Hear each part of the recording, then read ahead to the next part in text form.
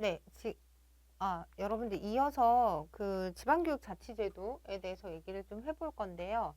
지방교육자치제도와 교육재정제도를 이제 같이 설명을 해드릴 거고, 중간에 학교회계제도 관련해서 이 부분도 여러분들한테 좀 까다로운 내용인데, 그냥 제가 정리한 내용 위주로 잘 따라오신 다음에 요약기본서에 또 한번 다시 정리를 해드렸으니까 중요한 부분은 그 키워드 위주로 정리하시면 크게 어렵지 않을 거라고 생각을 합니다. 내용 좀 보시면 일단 국가교육행정의 체계라고 해서 요거 이해하고 좀 넘어가시면 좋을 것 같은데 중앙교육행정이 있고요. 지방교육행정이 있어요. 그럼 중앙교육행정이라고 할 때는 이제 가장 위에 대통령이 있는데 교육에 관한 대통령령의 반포, 그러니까 대통령령을 반포하는 이제 그 대통령의 역할을 이제 생각하시면 되는데 중앙교육행정기관에 대한 지휘 감독을 하고요. 주요 교육 공무원의 임명, 국무회의 의장으로 교육정책 수립에 대한 영향력을 행사하는 자리다라고 보시면 되고 그 밑에 국무총리와 국무회의가 있어서 이 국무총리 국무회의를 거쳐서 우리가 이제 국립대학교 총장 임명이 여기서 이루어진다라고 보시면 됩니다. 그리고 그 밑에 교육부와 교육부 장관이 있잖아요. 근데 교육부 장관은 인적자원 개발 정책의 수립, 총괄, 조정, 학교교육, 평생교육 및 학술에 관한 사무를 관장하는 역할을 한다. 이렇게 해서 대통령, 국무총리, 국무회의, 교육부와 교육부 장관 이쪽을 우리가 중앙교육행정이라고 볼 수 있고요. 지방교육행정으로 넘어가시면 여기서는 이제 광역단위와 기초단위로 나눠서 생각을 해볼 수가 있습니다.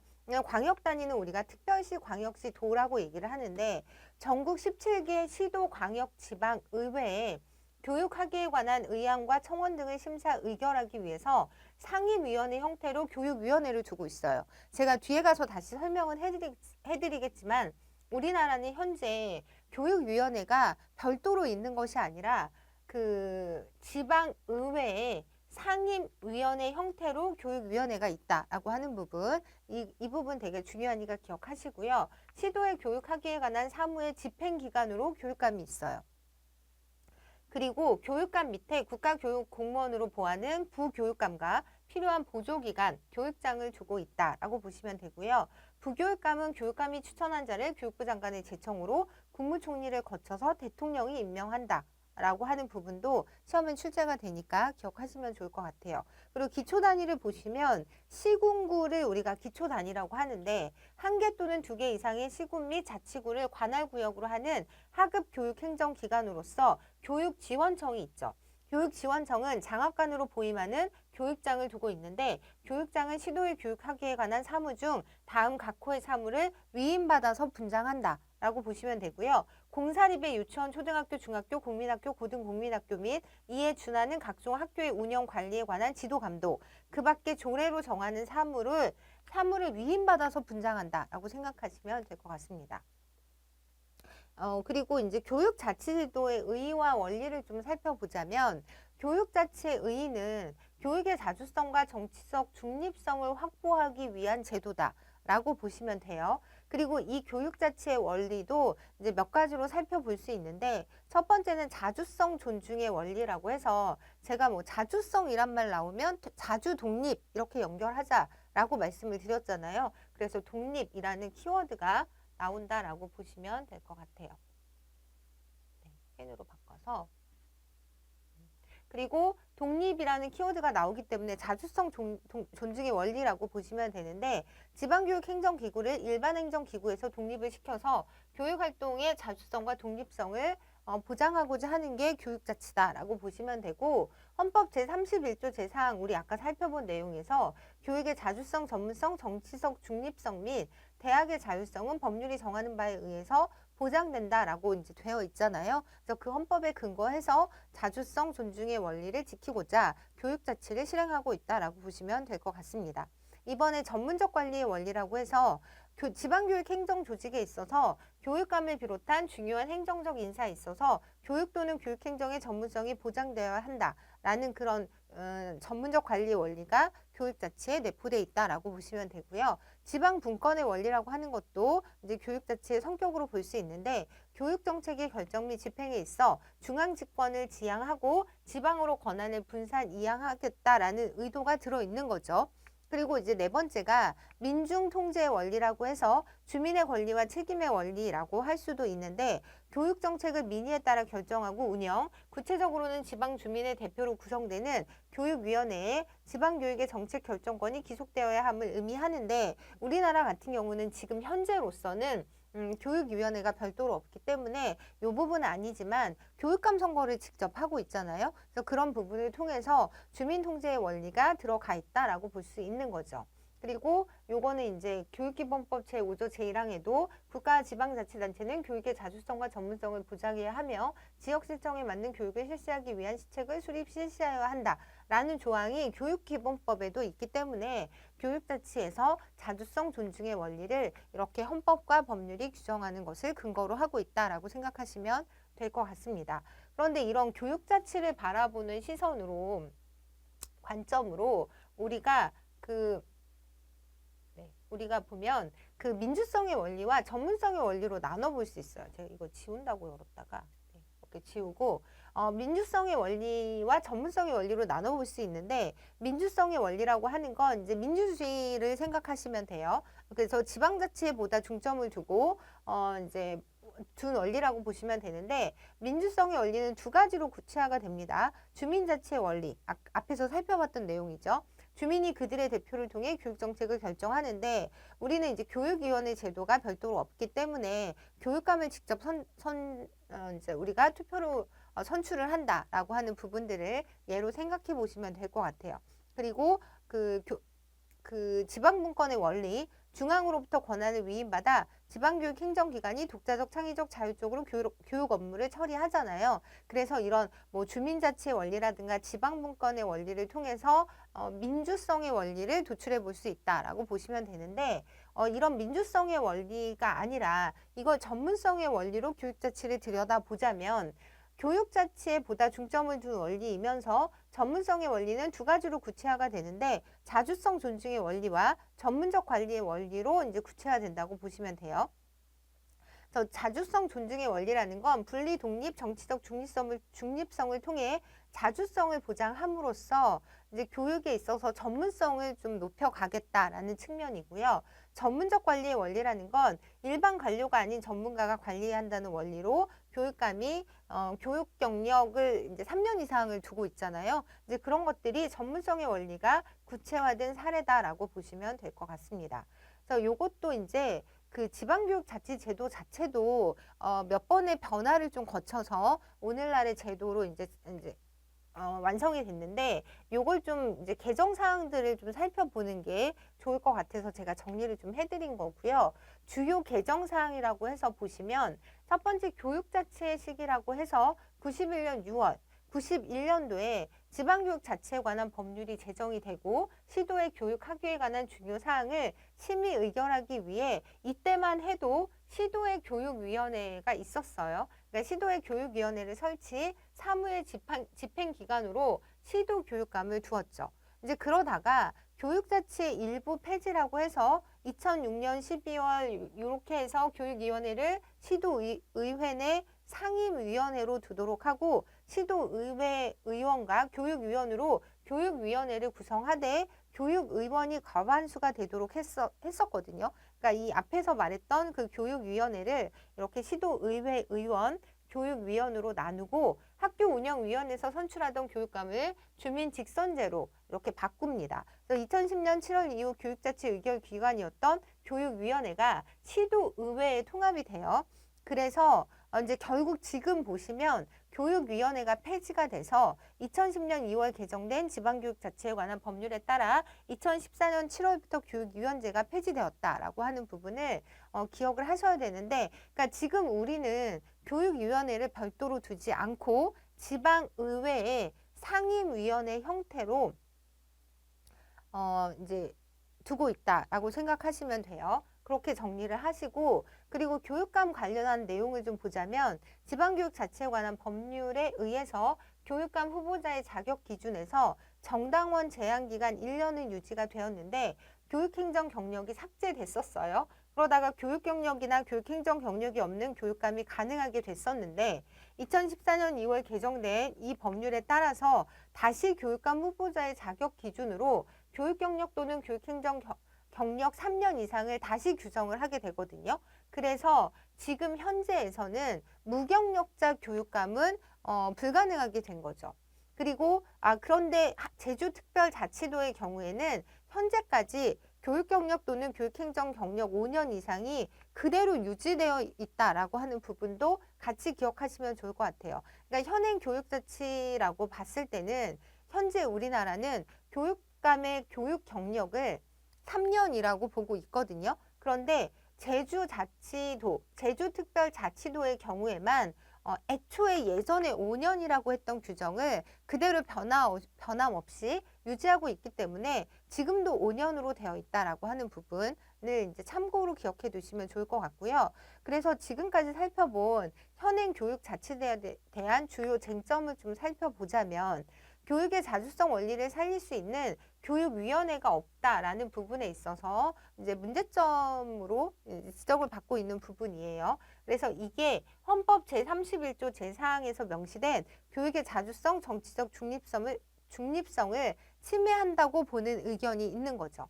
그리고 교육감 후보자의 교육 경력을 3년으로 낮춘 것은 교육의 전문성을 보장하기 어렵다라는 의견들이 있고요. 일반 자치와 달리 광역 단위에서만 실시하고 있어서 주민들의 피부에 와닿는 교육자치가 이루어지지 못한다. 지금 제가 이 쟁점을 보여드린 이유는 우리나라의 교육자치가 이렇게 이루어져 있다라는 얘기를 하고 싶어서 또 보여드리는 건데, 우리는 지금 일반 자치는 그 광역자치뿐만 아니라 그 기초자치단체까지 일반 자치는 이루어지고 있거든요. 그런데 교육자치라고 하는 건 광역자치 수준, 그러니까 광역 단위 수준에서만 이루어지고 있다 하는 것도 되게 중요한 특징으로 여러분들이 좀 기억을 하셔야 되고요. 그리고 부교육감을 교육부 장관의 제청으로 대통령이 임명한다라는 사실이 중요한데, 요거 역시 지방자치에 대한 중앙정부의 통제가 여전히 지속되고 있다라는 걸 보여주고 있다는 거죠. 그리고 지방자치단체의 교육비 전입금이 매우 미비한 점, 따라서 지방교육에 대해 지방자치단체가 재정적 보조를 할 수 있는 근거 규정을 마련해야 하고, 지방자치단체에 법정 전입금 이상의 재정을 지원할 수 있는 제도 마련이 필요하다라고 해서 이런 부분들이 우리나라의 교육자치의 어떤 실제 상황과 맞닿아 있기 때문에 요거를 통해서 여러분들이 우리의 어떤 교육자치 이걸 다시 한번 이해하시면 좋을 것 같아요.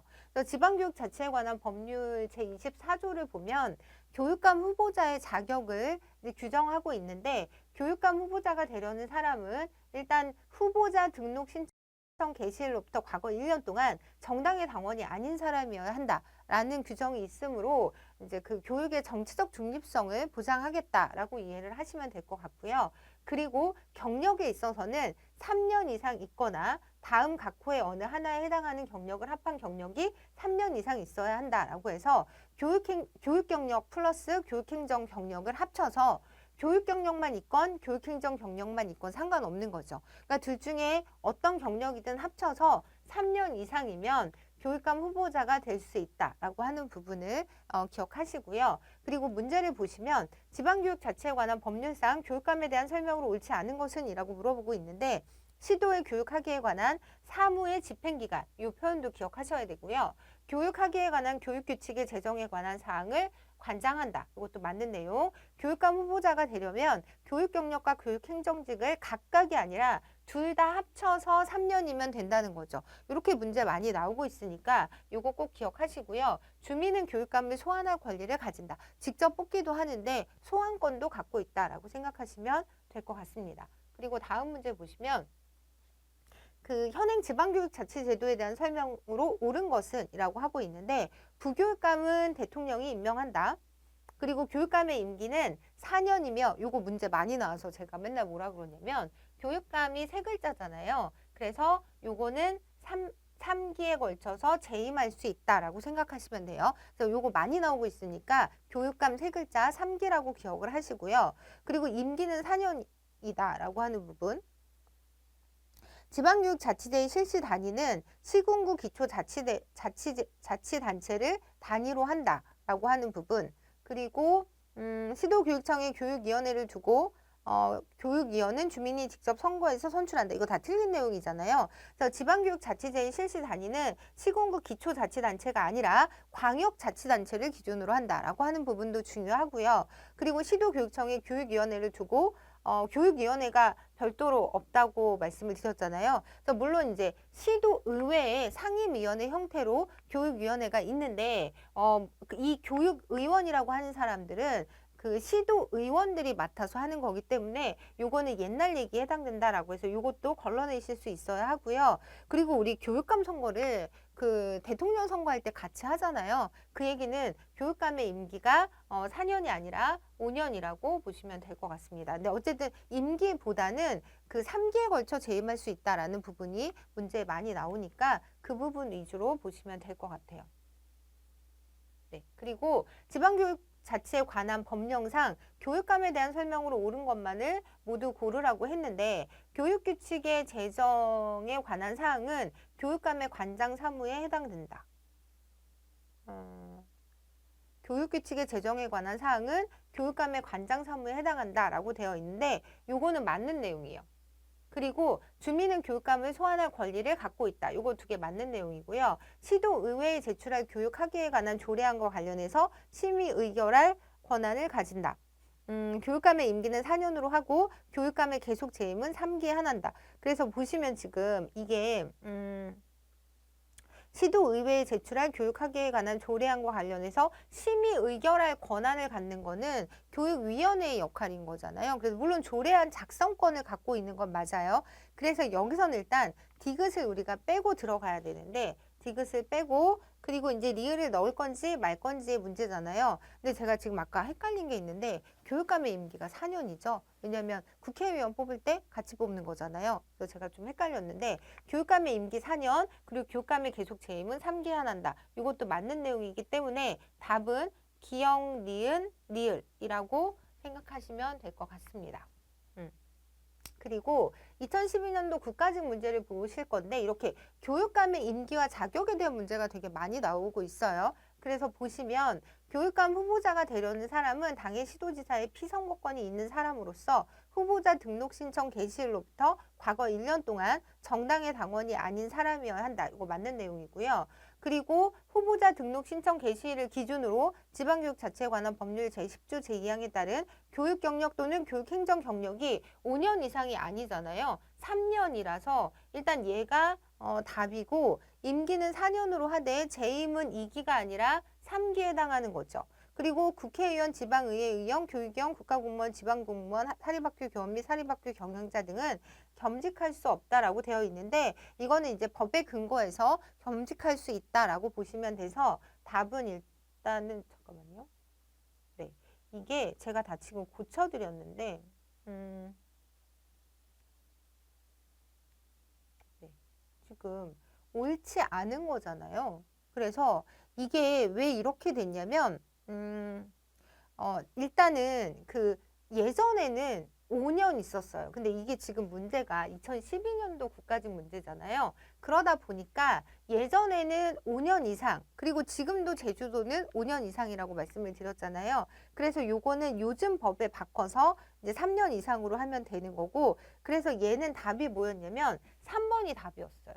그리고 이것도 원칙적으로는 겸직할 수 없다라고 기억하시는 게 좋을 것 같아요. 예외적으로 뭐 겸직이 가능한 경우도 있는데 일단 국회의원, 지방의회의원, 교육위원, 국가공무원, 지방공무원, 사립학교 교원 및 사립학교 경영자 등은 교육감으로는 겸직할 수 없는 거죠. 그러니까 겸직 조항이 아예 없는 건 아닌데 이렇게 교육감하고 관련해서는 겸직할 수 없다. 이게 맞아요. 그래서 지금 이 문제는 그 당시에는 답이 3번이었는데 지금 기준으로 하면 2번도 3년으로 바꿔야 된다라고 하는 부분 이 문제 통해서 정리하시면 될 것 같고 얘까지도 여러분들이 기억하시면 될 것 같습니다.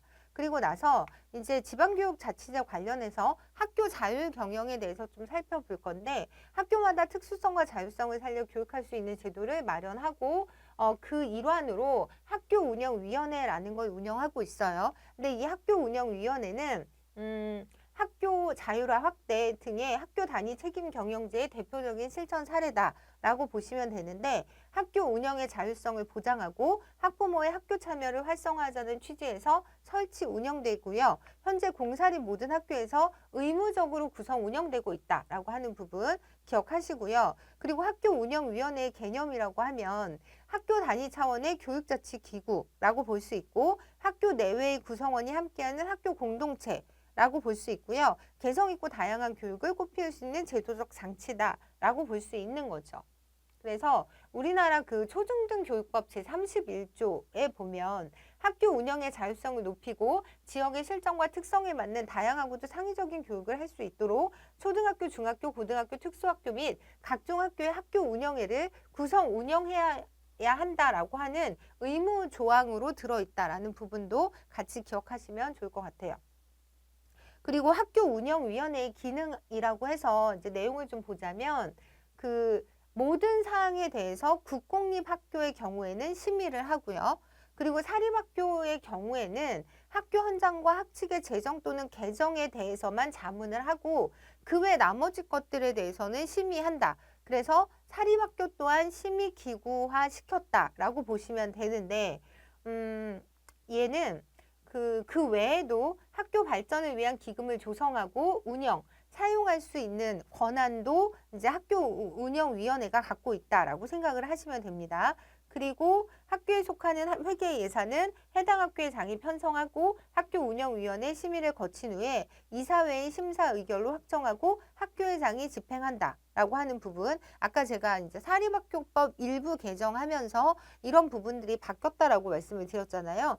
학교에 속하는 회계의 결산은 매 회계연도가 끝난 후 학교 운영위원회의 심의를 거쳐야 하는 근거 등을 규정하고 있다라고 해서 이따가 이제 전체적으로 바뀐 내용들, 세부 내용들을 좀 보여드리긴 할 거예요. 그래서 문제 보시면 초중등 교육법상 학교 운영위원회의 심의사항에 해당하지 않는 것은 이라고 했고요. 학교 급식, 자유학기제 실시 여부, 교과용 도서와 교육자료의 선정, 대학 입학 특별 전형 중 학교장 추천.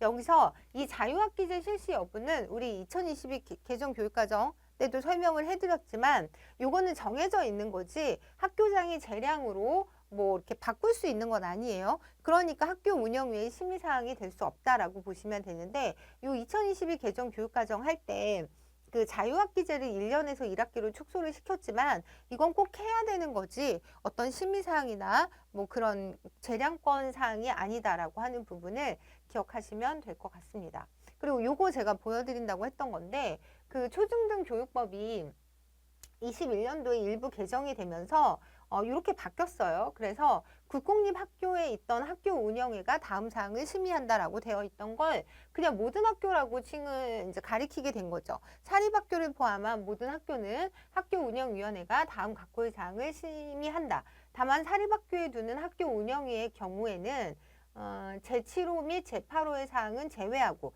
7, 8호를 제외하는 건 교육공무원법 관련해서 초빙교사, 공모교장 이런 내용이기 때문에 해당 사항이 없어서 그런 거고요.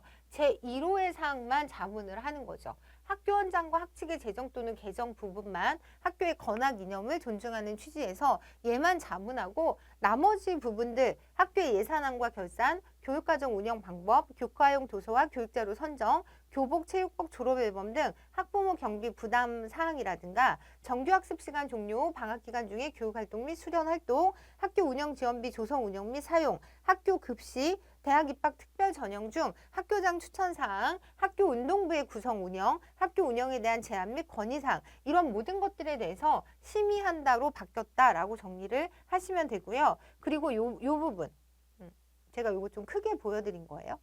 보여드린 거고, 그리고 요거 학교 운영에는 제33조에 따른 학교 발전기금의 조성 운영 및 사용에 관한 사항을 심의 의결한다라고 하는 부분까지 학교 운영위원회의 권한으로 들어가 있다라고 보시면 될 것 같고요. 그리고 이제 학교 운영위원회의 정수 및 구성에 대해서 살펴볼 건데, 학부모의원 40에서 50%, 교원의원 30에서 40%, 지역위원 10에서 30%로 구성이 되는데, 이게 전문계 고등학교의 경우에는 학교 특성을 반영해서 지역위원을 최대 30에서 50%로 늘릴 수도 있습니다. 그리고 학교 운영위원회 선출 절차를 보시면 먼저 학부모위원 및 교원위원을 선출을 해요. 그리고 지역위원을 선출한다. 학부모위원, 교원위원을 선출한 다음에 지역위원을 선출하고요. 그리고 나서 교원위원을 제외한 사람들 가운데에서 위원장 및 부위원장을 선출하죠. 이런 것도 좀 기억을 하시고요. 그리고 학교 운영위원회의 자격, 권한, 의무에 대해서 보시면 학부모 의원은 당의 학교에 자녀가 재학하고 있어야 해요. 그리고 교원위원의 경우 학교장은 당연직 위원이 됩니다. 학교장인 경우에 누구든 선출을 통해서 위원이 될 수 있고요. 기간제 교사는 당의 학교 운영위원회의 규정으로 선거법을 가질 수 있지만 피선거권은 가질 수 없고 사립학교의 경우에는 당연직 교원위원, 학교장을 제외한 교원위원은 정관이 정하는 절차에 따라 교직원 전체 회의에서 추천한 자 중에서 학교장이 위촉을 하고요.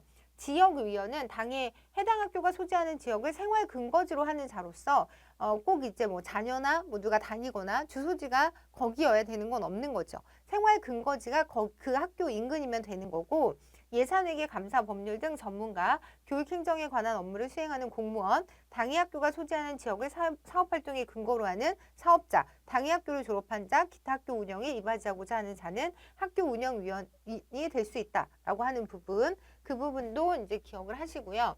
그리고 나서 이제 정원 관련해서 그 학생 수가 200명 미만, 200명에서 1000명, 1000명 이상 이렇게 나누어지긴 하는데 어찌됐던 이제 학운이 정원이라고 할 때는 여기가 이제 학부모위원이 40에서 50%, 교원이 30, 40, 지역위원이 10에서 30 이렇게 나눠져 있잖아요. 이제 그렇긴 한데 최대 인원이 어쨌든 15명 이상을 넘지 않는다라고 하는 부분도 이제 출제된 적이 있기 때문에 기억하시면 좋을 것 같습니다. 그리고 나서 이제 교육비 분류, 직접 교육비와 간접 교육비에 대해서 우리가 좀 알아보려고 하는데 그 교육비를 직접 교육비와 간접 교육비로 나누는 거는 뭐 직접 교육에 들어가는 비용과 간접적으로 들어가는 비용 이렇게 나눌 수 있는 거잖아요. 요건 이제 뒤에 문제에서도 한번 나올 거니까 그때 설명을 해드리고 공교육비와 사교육비를 구분하는 기준은 그 교육비의 확보 배분의 과정이 공공 절차, 공공 회계를 통해 이루어지고 있는가 이걸 가지고 이제 판단을 합니다. 예를 들어 학생이 내는 납입금은 비록 부담의 주체는 개인이지만 이 돈이 학교나 정부의 공공회계를 통해 이루어지고 있는 공교육비라고 보는 거죠.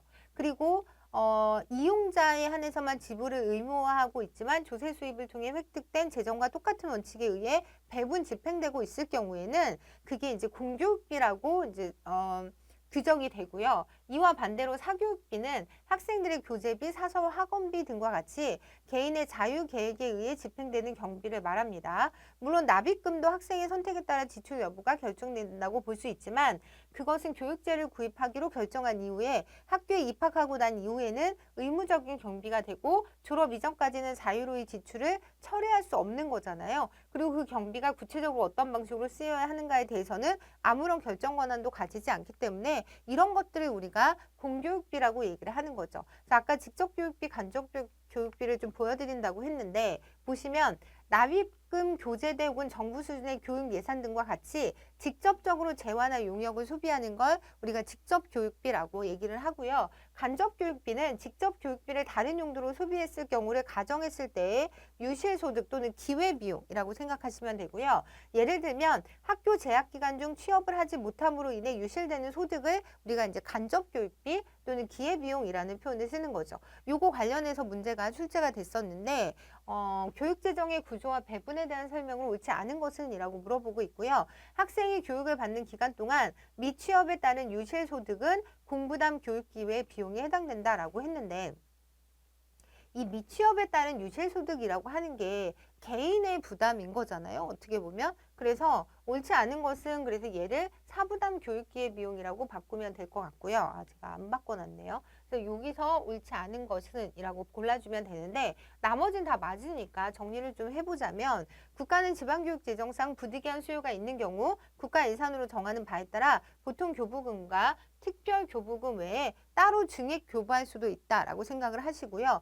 시도 및 시군 자치구는 관할 구역에 있는 고등학교 이하 각급 학교의 교육 경비를 보조할 수 있어요. 시도의 교육하기에 필요한 경비는 해당 지방자치단체의 교육비 특별회계에서 부담한다. 요거 통째로 기억하셔야 돼요. 이거 되게 중요한 내용이라서 시도의 교육하기에 필요한 경비는 해당 지방자치단체의 교육비 특별회계에서 부담한다. 지방자치단체의 교육비 특별회계에서 부담한다 라고 하는 부분.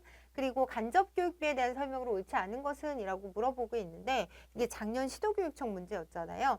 학생이 학교에 다니기 때문에 취업할 수 없는 데서 오는 유실소득을 포함하죠. 비영리 기관인 학교에 대해 세금을 면제해주는 면세의 비용도 포함합니다. 학교 건물과 장비 사용에 따라 발생하는 상각비에 이자도 포함이 되는데 유아의 어머니가 취업 대신 자녀 교육을 위해 가정에 머물면서 포기된 소득도 포함이 돼야 되는 거죠. 그래서 요거 역시 그 간접교육비에 해당된다라고 이해를 하시면 되고요. 요거 관련해서 제가 좀 정리를 해봤는데 공교육비와 사교육비를 직접교육비라고 할 때 교육기의 경비 또는 유실소득 이거를 간접교육비라고 해요. 그래서 이게 조금 이견이 좀 있긴 한데 그래서 보시면 교육기의 경비를 간접교육비로 볼 경우에는 간접교육비에 학생이 학교에 다님으로 인해서 교육을 받는 동안에 직업을 가질 수 없는 데서 오는 포기된 소득, 비영리 기관인 교육기관에 부여하는 면세의 가치, 건물과 장비의 감가상각비, 이자 등이 다 포함된다는 거죠.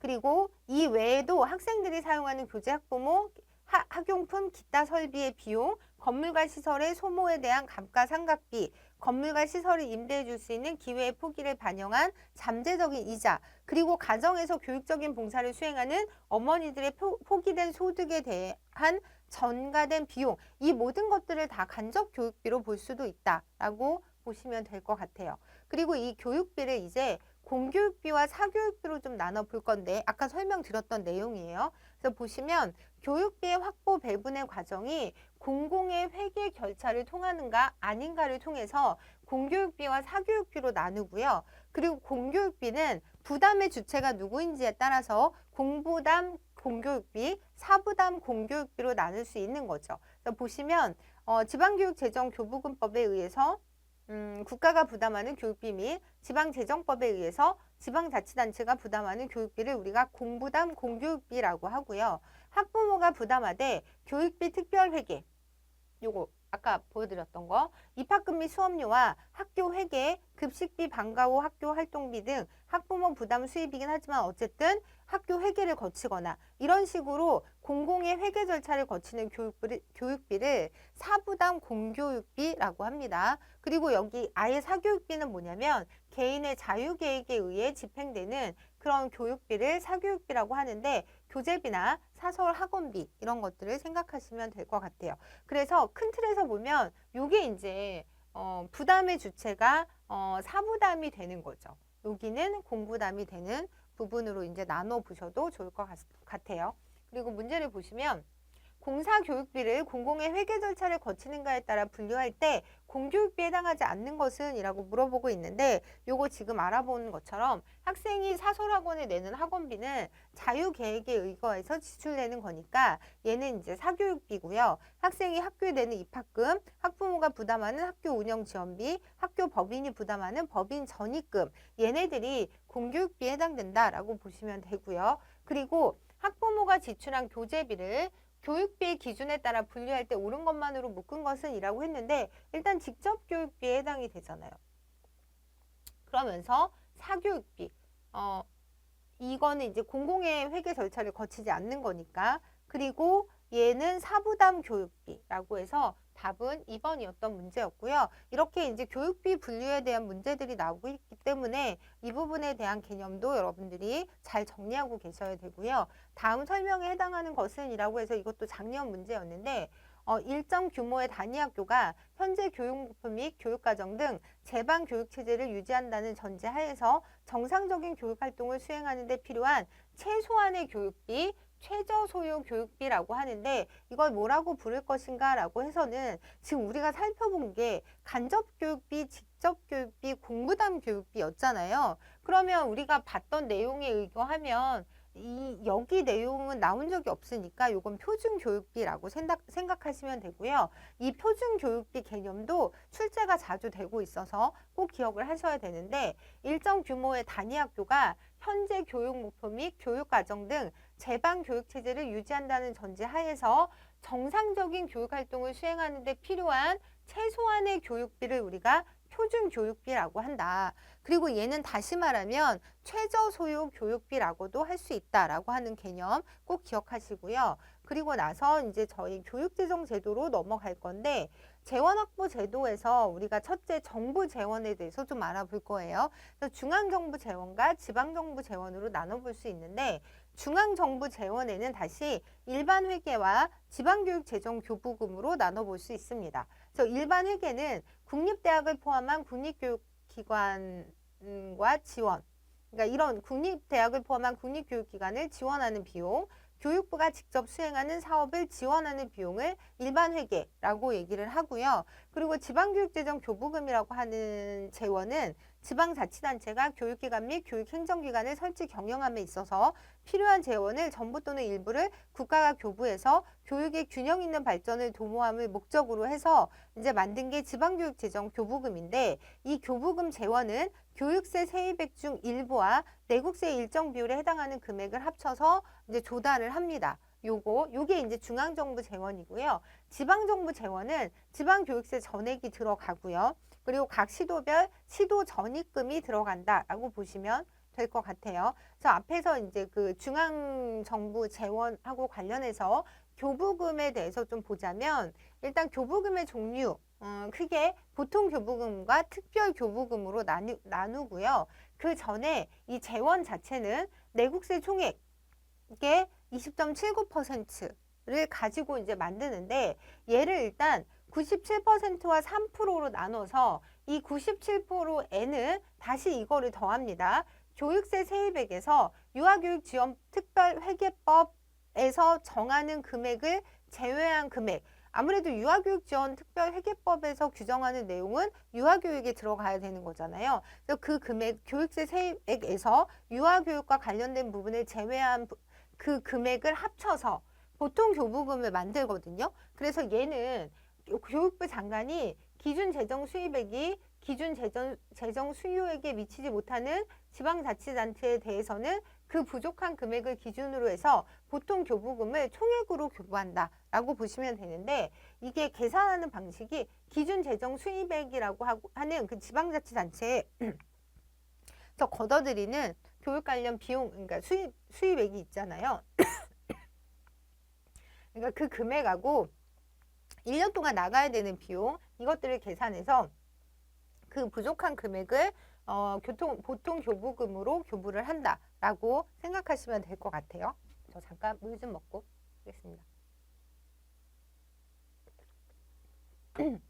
네, 그래서 보시면 얘는 뭐냐면 특별 교부금이 이런 상황에 있어서 쓰인다고 보시면 되는데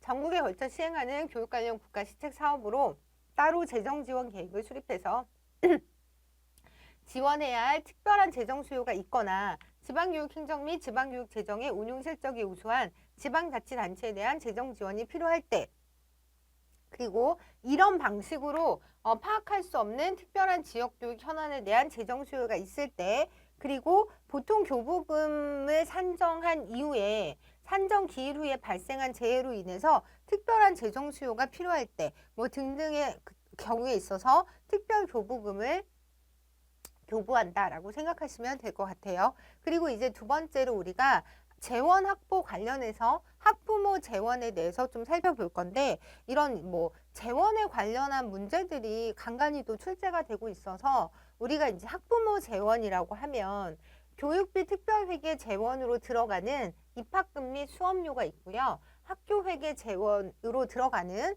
학부모 부당 경비 및 고등학교 학교 운영 지원비 이렇게 나누어 볼 수 있다는 거죠. 그런데 의무 교육을 실시하는 초등학교, 이제 사립을 제외하고 그리고 중학교에서는 수업료 입학금을 받지 못하게 되어 있다라는 부분까지 기억을 하시고요. 그리고 2012년 8월 23일 의무교육 단계인 중학교에서 학교 운영 지원비를 징수하는 것이 위헌이라는 판결이 나와서 현재 사립초등학교 및 고등학교에서만 학교 운영 지원비가 징수되고 있다라고 하는 부분, 그리고 재정 배분 제도에 대해서 볼 건데, 중앙정부로부터 지방정부로의 지방 이전 재정 제도를 말하고요. 크게 국고보조금과 지방교부금으로 나누어집니다. 이렇게 볼 수 있는데, 국고보조금은 사용용도 제한이 있어요. 그리고 지방교부금은 총액으로 교부가 되는 거여서 사용용도 제한이 없다고 보시면 되는데, 일단 국고보조금을 보시면 장려적 보조금이라고 해서 국가가 특정 행정사무의 집행을 장려하는 경우, 지방재정보조금은 지방자치단체의 재정 사정상 특히 필요하다고 인정할 때 교부하는 경비라고 보시면 되고요. 지방교부금 같은 경우는 지방교육재정교부금은 해당 지방정부의 기준재정 수요액이 기준재정 수입액을 초과하는 부분에 대해서 배분을 합니다. 그리고 기준재정 수요액은 측정 단위 곱하기 단위 비용으로 계산이 되고요. 측정 단위와 단위 비용은 교육부령으로 정하도록 되어 있습니다. 그래서 이렇게 계산해서 기준 재정 수요액이 나오면 이 수요액에서 실제로 나가야 되는 금액과의 차이가 있잖아요. 그 금액만큼 지방교부금을 교부한다라고 생각하시면 될 것 같아요. 문제를 보시면 지방교육재정교부금에 대한 설명을 옳지 않은 것을 물어보고 있는데, 교육의 균형 있는 발전을 목적으로 확보 배분되는 거 맞고요. 지방자치단체 교육비 특별회계의 세입 재원에 포함이 되죠. 그러니까 요거 포함된다라고 하는 거, 요거 꼭 기억하시라고 제가 아까부터 말씀드린 건데, 지방교육재정교부금이 지방자치단체 교육비 특별회계의 세입 재원이다. 가장 큰 세입 재원이다라고 생각하시면 되고요. 국가는 회계 연도마다 지방교육재정교부금법에 따른 교부금을 국가 예산에 계상해야 하고요. 지방교육재정교부금법상 지방자치단체에 교부하는 교부금은 보통 교부금과 특별 교부금으로 나눈다. 이건 맞는 내용입니다. 그래서 요 내용인데, 보시면 그 중앙정부 재정을 우리가 교육부 소관 예산이라고 볼 수 있어요. 그리고 지방정부 재정으로 이렇게 나누어져 있는데, 이 중앙정부 재정은 아까 보신 것처럼 일반회계 특별회계로 나눠서 일반회계에는 지방교육재정교부금을 포함한 유초등 교육, 고등교육, 평생 직업교육, 교육 일반 등에 대한 지출이 이제 들어가 있고요. 그리고 특별회계는 지역발전 특별회계, 혁신도시 특별회계 등을 포함하고 있습니다. 그럼 일반회계에 들어있는 지방교육재정교부금이 지방정부 재정에 교육재정에 교육비 특별회계로 들어간다고 보셔야 돼요. 그래서 이 금액이 여기로 들어간다고 보시고요. 그리고 뭐 지방정부 재정에 일반 재정은 저희 관심사항은 아니니까 교육재정 안에서 교육비 특별회계로 들어간다. 라고 보시고, 그리고 이제 교육부 소관 예산에서 기금이라고 하는 거는 사립학교 교직원 연금기금, 사학진흥기금 등을 포함하고 있다라고 하는 걸 보시면 되고요. 그리고 이거는 지금 뭐냐면 전체 그 22년도 예산을 보시면 이만큼의 예산이 있는데, 그 중에서 교육 분야에 이 정도가 들어가고, 그리고 유아 및 초중등 교육에 이렇게 84%에 해당하고요. 지방교육 재정 교부금이 87%. 그러면 지금 이 둘의 관계를 보면 74%가 지방교육 재정 교부금으로 충당된다라고 하는 걸 좀 보여드리려고 이걸 보여드린 건데, 어쨌든 그 우리 일반회계에서 지방교육 재정, 지방정부 재정에 교육재정의 교육비 특별회계로 그 지방교육 재정 교부금이 들어가고, 이게 전체 유아 및 초등교육 예산의 73%에 달한다라고 생각하시면 될 것 같아요. 네, 그리고 나서 이거는 이제 그 지방교육 재정의 그 교육비 특별회계의 재원별 규모를 제가 보여드리려고 하는데, 네, 보시면 제가 여기 좀 정리를 해놨는데, 여기 퍼센트로 보자면 중앙정부로부터 오는 교부금 있잖아요. 그게 약 79%, 지방자치단체로부터의 이전 수입이 18%, 나머지는 진짜 얼마 안 되는 것들이고, 자체적으로는 뭐 이런 비용들이 이제 교육특별회계 재원이다라고 보시면 될 것 같아요. 그리고 나서 요것도 교육비 특별회계 재원별 규모를 그래프로 보여드린 건데, 이 주황색에 해당하는 부분이 이제 중앙정부로부터의 교부금을 포함한 그 이전 수입에 해당된다라고 보시면 되고요. 그 다음에 뭐 자체 수입은 정말 얼마 안 된다라고 생각하시면 될 것 같습니다. 그래서 교육재정 구조에 대한 설명으로 옳지 않은 것은 이라는 문제를 보시면 국가가 지방자치단체에 교부하는 교부금은 보통 교부금과 특별 교부금으로 나눈다. 이거 맞는 내용이죠. 교육부의 일반 회계와 특별 회계는 정부가 교육과 학예 활동을 위해 투자하는 예산을 말한다. 그리고 교육부 일반 회계의 세출 내역 중에서 가장 규모가 큰 것은 지방교육재정 교부금이다. 이것도 맞는 내용이에요. 시도교육비 특별회계의 세입 중에서 가장 큰 비중을 차지하는 것이 이 중앙정부로부터의 지방교육재정 교부금이죠. 그리고 이 지방자치단체 일반 회계로부터의 전입금은 여기서 보시면 요만큼에 해당되는 거니까 중앙정부로부터의 이전 수입이 가장 크고 그 중앙정부로부터의 이전 수입은 지방교육재정 교부금의 형태로 들어간다라고 꼭 기억을 하시기 바랍니다. 그리고 나서 요거는 뭐냐면 그 교육비 특별회계의 성질별 예산 규모라고 해서 가장 제가 이거를 보여드리고 싶은 건 뭐냐면 예산을 들여다봤을 때 인건비가 차지하는 비중이 가장 크다는 거죠. 인건비가 가장 크고 그리고 그 다음에 이게 이제 전출금이라고 하는 게 있는데 그래서 여러분들은 그냥 여기서 인건비의 비중이 가장 크다. 그래서 우리나라 공사립 뭐 막론하고 그 교직원들의 인건비가 지방교육재정의 교육비 특별회계 그 이전에는 중앙정부로부터 이전 수입 그 교부금으로부터 나온다라고 생각하시면 될 것 같아요. 그래서 인건비의 비중이 가장 크다라고 하는 부분을 기억하시면 될 것 같고요. 그리고 학교 회계 제도의 도입은 요거는 제가 잠깐 쉬었다가 이어서 하도록 하겠습니다.